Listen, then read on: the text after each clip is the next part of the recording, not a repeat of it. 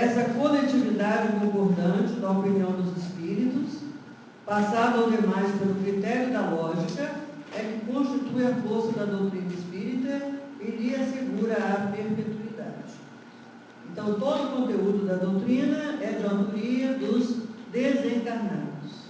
Foi colhido em múltiplos lugares ao mesmo tempo, sendo aceito como seu conteúdo apenas aquilo que era generalizado entre as pessoas envolvidas, era concordante e, analisado com lógica, mostrava-se razoável. Tá bom? Aí vamos passar para a página 70. Aí logo no primeiro parágrafo, só tem um parágrafo aí, os subsídios no primeiro momento. Allan Kardec, como se sabe, não era um cientista no sentido profissional de especialista neste ou naquele ramo da ciência, mas tinha cultura científica, espírito científico, ou seja, era um homem atento e observador. É isso que constitui esse espírito científico. Aí vocês marcam para ler depois esse texto que está aí com um tipo diferente, que começa assim: Allan Kardec revela-se em tudo e por tudo. Tá? Leiam esse texto até a palavra final lá embaixo.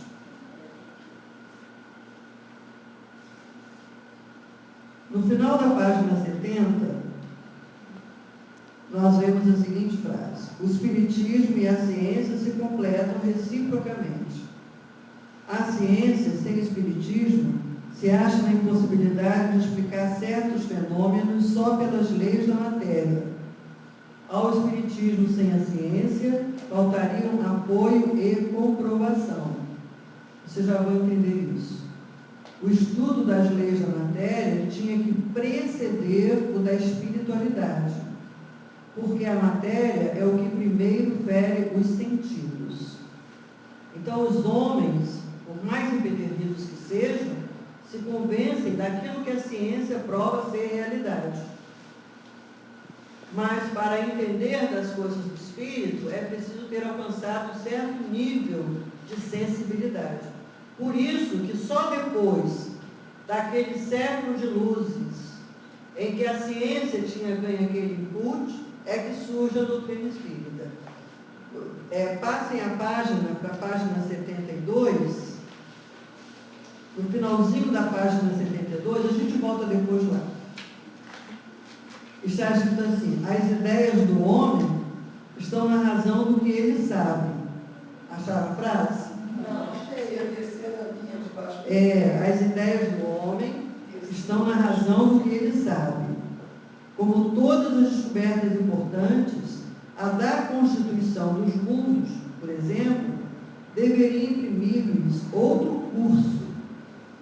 Sob a influência desses conhecimentos novos, as crenças se modificaram. Agora vem a explicação.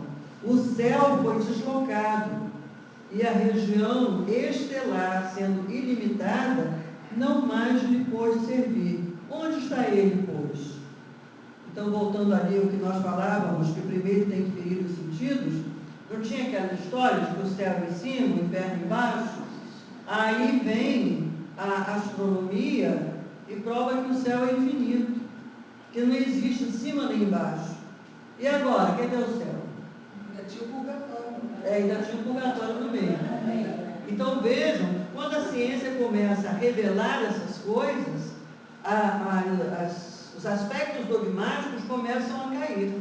E aí o espiritismo, que não tem nenhum átimo de dogmatismo, surge abandonando essas ideias ultrapassadas e trazendo uma nova forma do homem ver a si mesmo. Entenderam agora a questão? Agora vamos passar para, aí, ainda na página 71, o segundo parágrafo do item 1.2. O espiritismo não é da alçada da ciência. Tem muito espírita que precisa ler esta frase repetidas vezes. Porque tem muito laboratório aí querendo medir a presença do espírito. inventando o instrumental, adaptando o instrumental, querendo provar por todos os meios que o espírito desencarnado se presta a ser medido, pesado e testado. No segundo parágrafo está assim: as ciências ordinárias assentam nas propriedades da matéria, que se pode experimentar e manipular livremente. Ok, gente? Os fenômenos espíritas repousam na ação de inteligências dotadas de vontade própria e que nos provam a cada instante não se acharem subordinadas aos nossos caprichos. Perceberam por que não tem promessa nenhuma envolvendo desencarnados que se cumpra? No finalzinho desse parágrafo, a ciência propriamente dita é, pois, como ciência, incompetente para se pronunciar na questão do espiritismo.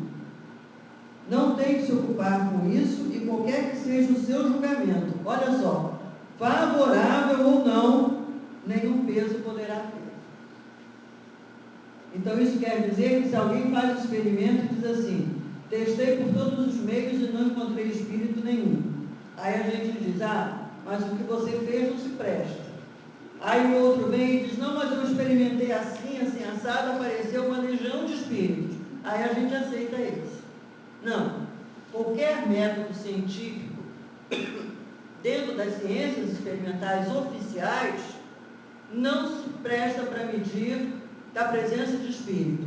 Quer a resposta seja favorável, quer seja desfavorável. Eu penso, isso aí é uma forma pessoal de compreender, que a ciência e o espiritismo vão se encontrar dentro dos estudos médicos.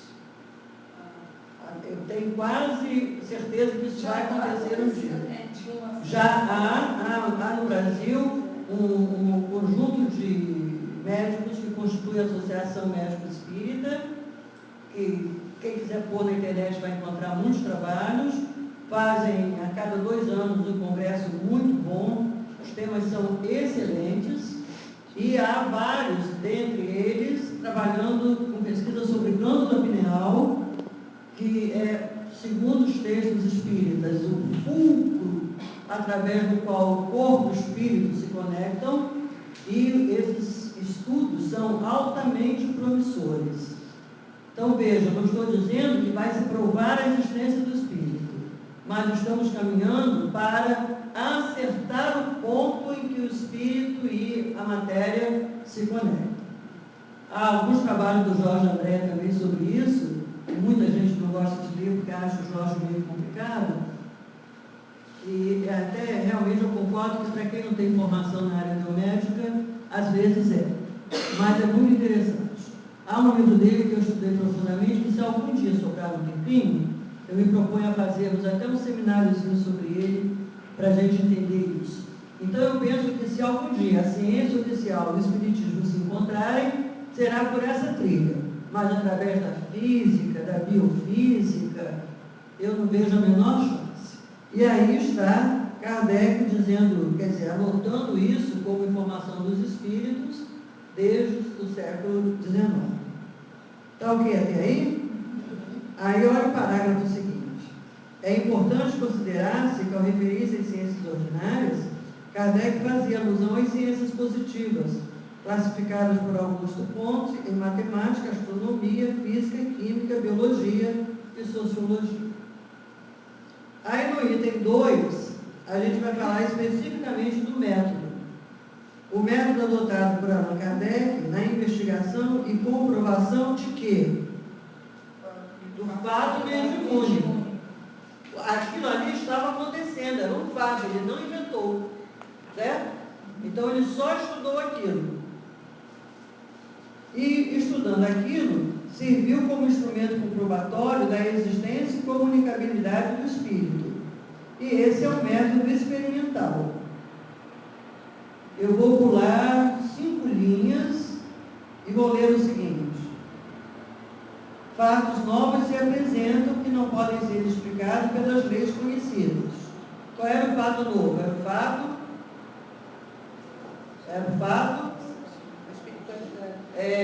fato mediúnico. Então, o que ele faz? Leiam para mim. Ele os observa, compara, analisa. Chega a lei e os rege. Entenderam? Só um momentinho. Dá uma paradinha aí. Então, ele observa hoje, amanhã, depois. Compara para ver o que está acontecendo sempre com as mesmas características. Analisa. Analisar é tentar descobrir o que está envolvido naquilo. Então, aquilo tinha um efeito. O efeito era aquele fato que se observava. Qual é a causa desse efeito? Era a ação de um desencarnado. Então, feito isto, porque o desencarnado diz, eu estou aqui. Vocês leram isso em O Livro dos Espíritos, na introdução. Ninguém inventou o nome espírito. Os desencarnados disseram, nós somos espíritos. Nós somos o que vocês serão no futuro. O que vocês eram ontem, o que voltarão a ser. Então, isso não foi uma invenção, isso foi dito pelos próprios desencarnados. Então, ele tinha observado, comparado, analisado e visto um efeito.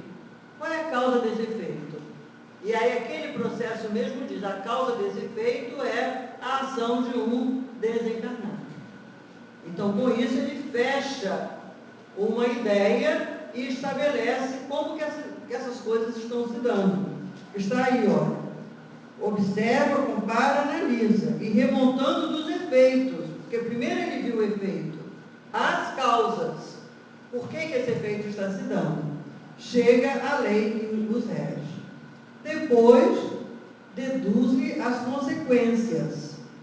Que vai acarretar, então, os aspectos filosóficos e religiosos da doutrina.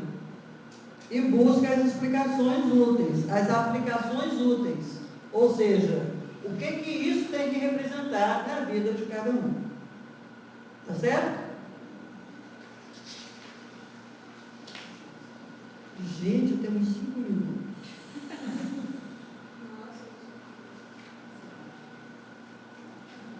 Página 72. Terceira linha.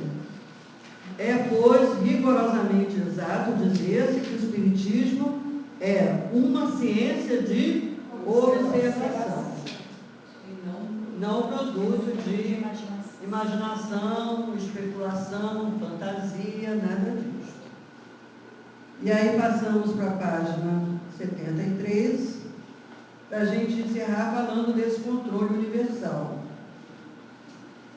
Então, 2 importantes critérios, igualmente tomados da metodologia científica, foram adotados por Kardec.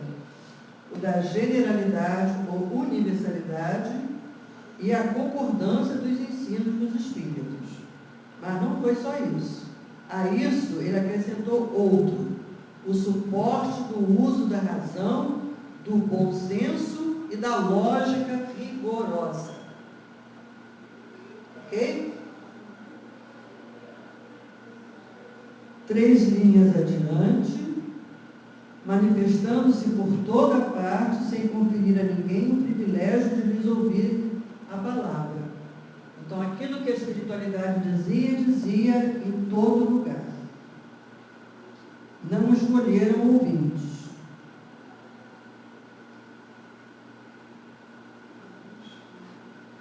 Aí, bem lá embaixo,